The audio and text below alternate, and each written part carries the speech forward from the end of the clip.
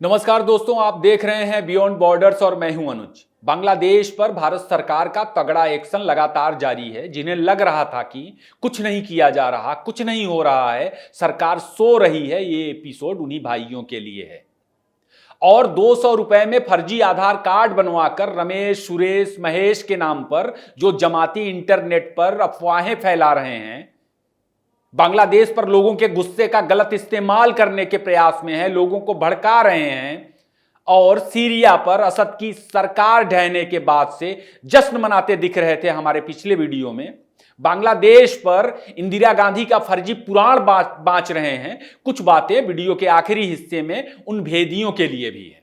Episode अंत तक देखें। आज कई धमाकेदार खबरें हैं जो आपको राहुल गांधी के रूमर्ड रिश्तेदार जॉर्ज सोरोस, जेफ बेजोस के पैसों पर खड़ा होने वाला टिका हुआ दिल्ली का लुटियंस मीडिया नहीं दिखाएगा, नहीं बताएगा।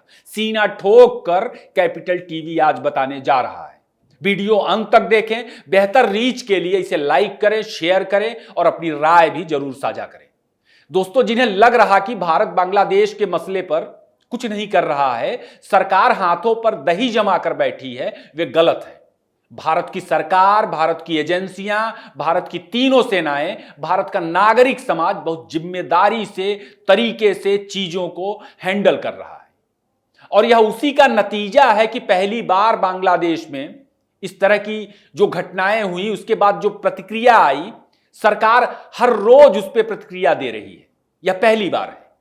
ऐसा नहीं है कि शेख हसीना के तख्ता पलट के बाद पहली बार वहां हिंदुओं का जनसंहार हुआ और पहली बार वहां हिंदुओं के मंदिर लूटे गए और महिलाओं को कुत्तों के झुंड ने घरों में घुसकर बेइज्जत किया। यह बार बार होता रहा है। तमाम चीजों पर भारत का पलटवार जारी है।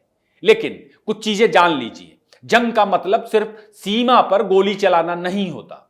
इंदिरा गांधी की तरह अपनी सत्ता बचाने भर के लिए अपने हजारों जवानों को बेमतलब एक ऐसी जंग में बलिदान कर दें जिससे आपको कुछ हासिल ही ना हो और बदले में आप सालों साल उसकी कीमत चुकाते रहें, यह सरकार शायद ऐसा नहीं करना चाहती है। और यह भी आप जानिए कि तमाम जंगें बिना अपने जवानों को गवाए भी जीत ली जाती हैं। जैसे 4 साल तक चीन के साथ सीमा पर उलझे भारत ने एक जंग जीती, बिना एक गोली चलाए चीनियों को हरा दिया। जंग के कई मोर्चे होते हैं दोस्तों, और सरकार की गतिविधियां नजर नहीं आती, लेकिन जंग जारी रहता है। हम आप सिर्फ सीमा पर जंग को देख पाते हैं, लेकिन कूटनीतिक चैनल और इंफॉर्मेशन वारफेयर की जंग को समझ ही नहीं पाते और पैनिक होने लगते हैं। जैसे बांग्लादेश के मसले पर हमारे कुछ भाई पैनिक हैं। बाकी बांग्लादेश जैसे पिद्दी देश की इतनी औकात नहीं कि उससे भारत जंग लड़े। यह तौहीन है। उससे भारत के हथियारों की तुलना की जाए, यह भी तौहीन है। भारत अपने कद के दुश्मनों यानी चीन, कनाडा जैसी ताकतों से आजकल भिड़ता है। पाकिस्तान को भी अब इस लायक नहीं समझता। उसकी हैसियत बलूचों और तालिबानियों से जूझने की है, भारत से नहीं। यह आपको वीडियो में पता चलेगा कि कैसे और भारत क्या कर रहा है। खैर, बांग्लादेश की सीमा पर भारत के गृह मंत्रालय ने शूट एंड साइट का ऑर्डर दिया हुआ है। इसके तहत जिहादियों को बांग्लादेश से लगने वाली सीमा पर ठोका जा रहा है, लगातार ठोका जा रहा है। अनवर हुसैन नाम के एक घुसपैठिए को बीएसएफ के जवानों ने ठोक दिया। बीएसएफ ने सीमा पर ऐसे कई कारनामे किए हैं, लेकिन बीबीसी, न्यूयॉर्क टाइम्स, अल जजीरा की कचरा खबरों के अनुवाद पर टिकी राष्ट्रीय मीडिया दिल्ली, ढाका और दूतावासों से बाहर की गतिविधियां देख ही नहीं पा रही है। भारत के गृह मंत्रालय ने ऐसा आदेश घुसपैठियों को ठोकने के लिए शूट एंड साइट का ऑर्डर इसलिए दिया कि पश्चिम बंगाल, बिहार और ओडिशा को कब्जा करने का सपना देख रहे जिहादियों ने बांग्लादेश में जेल ब्रेक के बहाने 700 से ज्यादा आतंकियों, अपराधियों, जिसमें मौत की सजा पाने वाले खूंखार भी शामिल हैं, उन्हें बाहर किया हुआ है। पुलिस उनमें से अब तक एक को भी पकड़ नहीं पाई है, इसलिए कि उन्हें एक योजना के तहत बाहर किया गया था। शेख हसीना के तख्ता पलट के बाद अलकायदा के बांग्लादेशी वर्जन अंसरुल्लाह बांग्ला टीम के खूंखार आतंकी जसीमुद्दीन रहमान हाफी को भी रिहा किया गया था। ताकि इनके जरिए भारत के सीमावर्ती राज्यों में आतंकी गतिविधियां करवाकर अराजकता का माहौल बनाया जा सके। बांग्लादेश में भी आतंकी हमलों को करवाकर उसका आरोप भारत पर मढ़ा जा सके, लेकिन उनकी योजनाएं तो भारत में सफल होते नहीं दिख रही हैं। हां, बांग्लादेश में जरूर इन्हीं आतंकियों ने अलग अलग इलाकों में लोगों को भड़काकर हिंदुओं के खिलाफ जो नंगा नाच किया उसे पूरी दुनिया देख रही है। बांग्लादेश के साथ पाकिस्तान भी सक्रिय है और सोमवार को प्रकाशित जनसत्ता अखबार की इस खबर को देखिए। पाकिस्तान भी नशेड़ियों पाकिस्तानियों को एक योजना के तहत सीमा पर भेज रहा ताकि उन्हें गिरफ्तार करके जेल भेजा जाए और वहां जेलों में बंद पाकिस्तानी आतंकियों तक उनका मैसेज पहुंचाया जा सके। बीएसएफ कायदे से इनकी भी कुटाई कर रही है। देश की पूर्वी और पश्चिमी सीमा पर लगातार एक्सरसाइज हो रही है। किसी भी आपात स्थिति का जवाब सेकंड भर में दिया जाएगा। कुटाई सिर्फ सीमा पर ही नहीं हो रही है, जिहादियों को उनके ही घर में ठोका जा रहा है और कायदे से ठोका जा रहा है। जो खबर आप स्क्रीन पर देख रहे हैं वह ढाका से पब्लिश होने वाला बांग्लादेश का सबसे ज्यादा सर्कुलेट होने वाला अखबार है। खबर यह है कि राहुल गांधी जी के रूमर्ड यार और क्लिंटन फाउंडेशन के पैसों पर, रूमर्ड यार यानी जॉर्ज सोरोस, और क्लिंटन फाउंडेशन के पैसों पर पलने वाले शेख हसीना का तख्ता पलट और बंगाल में घूम घूम कर हिंदुओं के खिलाफ हिंसा की अपील करने वाले एंटी डिस्क्रिमिनेशन स्टूडेंट मूवमेंट के जिहादियों को कुछ लोगों ने जमकर कूटा है। ये जिहादी लोगों को भड़काने के लिए एक सभा करने जा रहे थे, लेकिन मामले को पुलिस ने दूसरा रंग दे दिया। पुलिस ने इसे मगिंग अटैक कहा, यानी लूटपाट की घटना, जबकि रिपोर्ट में फॉग के बहाने वाहनों के धीरे चलने की बात है। कई सारे वाहन है और लूट सिर्फ आंदोलनकारी छात्रों के साथ होती है। तमाम दूसरी रिपोर्ट्स में बांग्लादेश की ही जो हैं उसमें फॉग से ट्रैफिक जाम होने की बात सामने आई है। असल में यह कवर अप है। जबकि यूनुस की अंतरिम सरकार में 2 मंत्री छात्र आंदोलन के भी हैं, छात्र नेता भी हैं, और वहां जिस तरह से 4 महीनों में खाने पीने की किल्लतें बढ़ गई हैं, तमाम परेशानियां बढ़ गई हैं, लोगों ने अब जिहादियों को पीटना शुरू कर दिया है। लोग एकजुट हो गए हैं। आंदोलन करने वाले मुट्ठी भर नेता थे और अब लोगों को हकीकत का पता चलने लगा है कि असल में खेल क्या था। पिद्दी जैसे बांग्लादेश के लिए भारत को अपने हाथ गंदे नहीं करने हैं। अगर वहां 2 दर्जन से ज्यादा तख्ता पलट की घटनाएं एक अफवाह पर हो सकती हैं, तो यूनुस का तख्ता पलट और उसके बाद सबका हिसाब सच देखने के बाद, सच दिखाने के बाद भी वह हो सकता है, और वह दिखने भी लगा है। अवामी लीग बांग्लादेश की सबसे बड़ी राजनीतिक ताकत है। यूनुस की कोई राजनीतिक ताकत नहीं है बांग्लादेश में।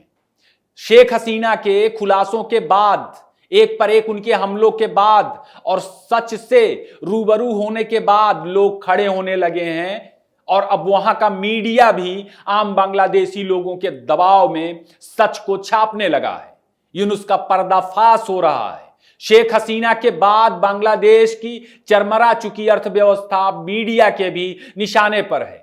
फर्जी मामले, तमाम फर्जी मामले निशाने पर हैं। हर चीज का आरोप भारत पर मढ़कर बांग्लादेश के जिहादी अब बच नहीं सकते, और पाकिस्तान से दोस्ती करके तो बिल्कुल भी नहीं, जिसने 71 की ज्यादतियों को लेकर आज तक माफी नहीं मांगी है। लोगों की बहन बेटियों का जमात के साथ मिलकर पाकिस्तानी सेना ने बंगाली डीएनए बदलने के लिए, क्या कोई बंगाली इसे भूल सकता है?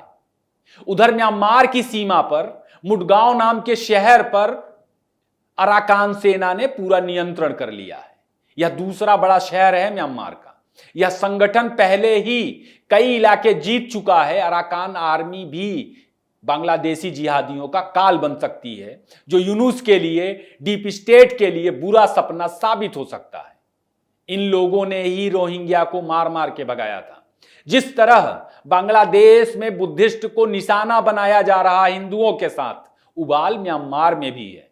अराकान आर्मी म्यांमार की बुद्धिस्ट लोगों की सेना है और बांग्लादेश के साथ अब कई 100 किलोमीटर की सीमा साझा कर रही है। बांग्लादेश के कुछ इलाकों को वे अपना भी मानते हैं। लोगों तक सच कैसे पहुंच रहा है, इसे ऐसे भी समझिए कि शेख हसीना पर एक मर्डर का झूठा आरोप लगाया गया, एफआईआर दर्ज हुई, लेकिन पुलिस सरकार शेख हसीना के खिलाफ झूठे मामले में प्रोब रिपोर्ट ही दाखिल नहीं कर पाई। अदालत ने एक समय सीमा दी थी, अब दूसरी बार जनवरी तक की डेडलाइन दी है। इन्हीं चीजों को लेकर शेख हसीना का तख्ता पलट बांग्लादेश में किया गया था। 4 महीने का वक्त बीत चुका है। अवामी लीग का इस वक्त बिल्कुल भी बांग्लादेश में नियंत्रण नहीं है, लेकिन एक रिपोर्ट तक पेश नहीं की जा सकती सरकार की तरफ से। फर्जी मामले में पेश भी क्या करें? क्या आम बांग्लादेशी इन चीजों को समझ नहीं रहा होगा? 84 साल का बूढ़ा 25 साल के लड़कों के साथ मिलकर बांग्लादेश में सरकार चला रहा है। क्या यह मजाक लोग समझ नहीं पा रहे हैं? क्या चल रहा है? बांग्लादेशी आज की तारीख में चीजों को खुली आंखों देख रहे हैं और समझ भी रहे हैं। भारतीय मीडिया को प्रोपेगेंडा बता के बैन किया गया, लेकिन अब तो बंगाली अखबार ही सवाल करने लगे हैं। आम बांग्लादेशी चीजों को अब खूब अच्छी तरह से समझ रहा, और अब तो शेख हसीना भी मैदान में डट चुकी हैं और सीधे यूनुस से मोर्चा ले रही हैं। न्यूयॉर्क में कार्यकर्ताओं को वर्चुअली संबोधित करने के बाद शेख हसीना ने रविवार के दिन लंदन में अवामी लीग के कार्यकर्ताओं को वर्चुअली संबोधित किया और यूनुस को आतंकी करार दिया, नरसंहारों का मास्टरमाइंड बताया और बांग्लादेश की तमाम बदहालियों का आरोप मढ़ा। शेख हसीना इस वक्त दिल्ली में है। आपको क्या लगता है कि शेख हसीना बिना किसी तैयारी के एक पर एक अटैक कर रही हैं अचानक, बिना किसी ताकत के? शेख हसीना के भाषणों पर बांग्लादेश में बैन है, तो क्या आपको यह लग रहा है कि शेख हसीना की आवाज बांग्लादेश में नहीं पहुंच रही है? खूब पहुंच रही है और जमीन पर अवामी लीग के कार्यकर्ता एकजुट हैं और जिहादियों से 2-2 हाथ करने का मन बना चुके हैं। यह जंग का ही हिस्सा है और भीषण जंग हो रही है। बिक्रम मिस्री ने एक दिन पहले बांग्लादेश का दौरा किया। चर्चाएं जरूर थी, पर अचानक से उनके दौरे का शेड्यूल घोषित हुआ। अचानक से बिक्रम मिस्री ने अपने बांग्लादेशी समकक्ष के साथ ही यूनुस से मुलाकात की और मोदी के संदेश से बांग्लादेश को अवगत करा दिया। उन्होंने कहा कि एक स्थिर, शांतिपूर्ण, प्रोग्रेसिव, लोकतांत्रिक और समावेशी बांग्लादेश को लेकर के भारत का समर्थन बना रहेगा। उन्होंने कहा कि भारत पड़ोसी देश के साथ सकारात्मक रिश्ते रखने का इच्छुक है, जो आपसी विश्वास, संवेदनशीलता और सम्मान से जुड़ा हो। उनके बयान में 2 चीजें निकल रही जो फोकस भी दिखता है भारत का। एक, भारत की सरकार का कमिटमेंट बांग्लादेश के लोगों के लिए है, किसी सरकार या किसी पार्टी या किसी नेता के लिए नहीं है। यानी भारत ने कूटनीतिक भाषा में यूनुस को बता दिया कि पाकिस्तानी, डीप स्टेट और चीनी टुकड़ों पर पलने वालों के लिए भारत का कोई कमिटमेंट नहीं है और भारत बांग्लादेश में अपने निवेश की कोई परवाह नहीं करता, जो रिश्ते खराब होने के बाद बर्बाद हो सकते हैं। यह उन जिहादियों को जवाब था कि जो यह कह रहे थे कि बांग्लादेश से भिड़कर भारत की अर्थव्यवस्था चौपट हो जाएगी, भारत का निवेश बर्बाद हो जाएगा। दूसरा, हिंदुओं और दूसरे अल्पसंख्यकों पर हमला भारत बिल्कुल बर्दाश्त नहीं करेगा। मिस्री ने आपसी सहयोग को वरीयता दी, मगर उसकी कंडीशन भी बता दिया। सार्वजनिक रूप से दोस्तों कूटनीतिक बयान ऐसे ही दिए जाते हैं, लेकिन जो कंडीशन या चेतावनी अचानक हुए दौरे में मिस्री ने बांग्लादेश को दी है, वह जरूर जिहादियों को रास नहीं आई। और मिस्री के समकक्ष ने प्रतिक्रिया भी दी है कि भारत हमारे आंतरिक मामलों में ना बोले, यानी अल्पसंख्यकों पर, हिंदुओं पर जो हमले हो रहे हैं उस पर ना बोले। दोस्तों, पहली बार भारत सरकार ने बांग्लादेश में हिंदुओं के उत्पीड़न का सार्वजनिक मुद्दा उठाया और उसे अंतर्राष्ट्रीय मुद्दा बनाया। तैयारियां हैं, पहल बांग्लादेश ने की है, फैसला भी बांग्लादेश को लेना है। बाकी बांग्लादेश के अंदर क्या कुछ हो रहा है, शेख हसीना क्या कर रही हैं, इस बारे में आपको ज्यादा बताने की जरूरत नहीं। सरकार कम बोल रही है, मगर आप ज्यादा समझें। ममता बनर्जी के बयान से समझें और बसपा चीफ मायावती के भी बयान से समझें, जिसमें उन्होंने संभल और मुसलमानों का नाम लेकर सीधे राहुल गांधी को ना सिर्फ लताड़ा बल्कि मोदी सरकार को, भारत सरकार को बांग्लादेश के मसले पर फ्री हैंड दे दिया। मायावती ने कहा है कि मोदी सरकार बांग्लादेश के हिंदुओं के लिए जो भी फैसला ले वह साथ खड़ी है। उन्होंने बताया कि बांग्लादेश में जो हिंदू हैं वह ज्यादातर दलित हैं, जो कांग्रेस की साजिशों और धोखों की वजह से जहन्नुम में फंसे हुए हैं। यूनुस का खेल खत्म हो चुका है। बीएनपी जमात अब चीन के खेमे में है। ट्रंप विरोधी डीप स्टेट ने ही चीन के जबड़े में बांग्लादेश को डाला। अमेरिका सगा किसका है?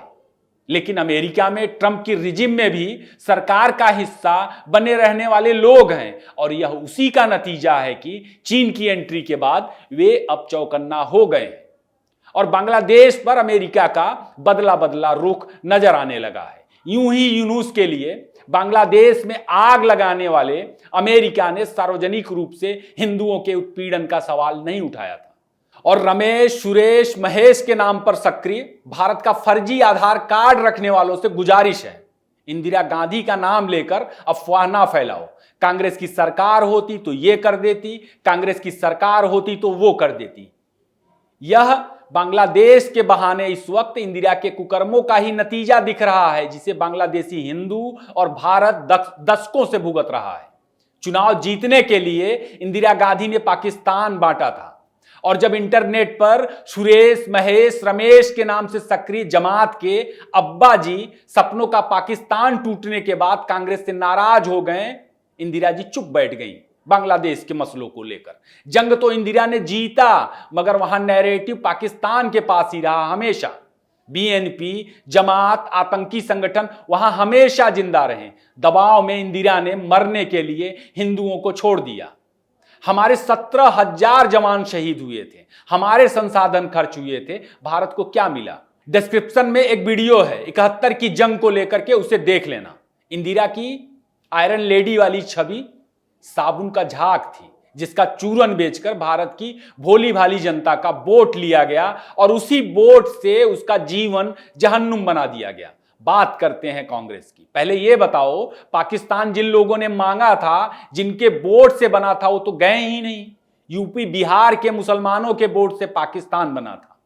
आखिरी बात संक्षेप में सीरिया पर। असद हत्यारा था, उसके हाथ अलकायदा की तरह ही खून से रंगे हैं। वह तानाशाह था। हर मुस्लिम देश में तानाशाही है, लेकिन गुड डिक्टेटर, बैड डिक्टेटर बाकी दुनिया के लिए क्या अमेरिका तय करेगा? असद जाना भारत के लिए, असद का जाना भारत के लिए, दुनिया के लिए अच्छा नहीं है। हो सकता है कि सीरिया के लिए अच्छा हो। भारत में अब गजा और सीरिया की चिंता नहीं होती। कुछ लोग हैं चिंता करने वाले, बंद हो जाएगा समय के साथ। असद ने कश्मीर पर भारत का समर्थन किया था, इसलिए उसका जाना भारत के लिए नुकसानदेह है। सीरिया में भारत का निवेश है, कम ही सही, इसलिए उसका जाना, असद का जाना भारत के लिए चिंता का विषय है। बाकी कौन मानवीय है और कौन अमानवीय हम जानते हैं, भारत जानता है। जो भारत के हित देखेगा हमारे लिए वह अच्छा है।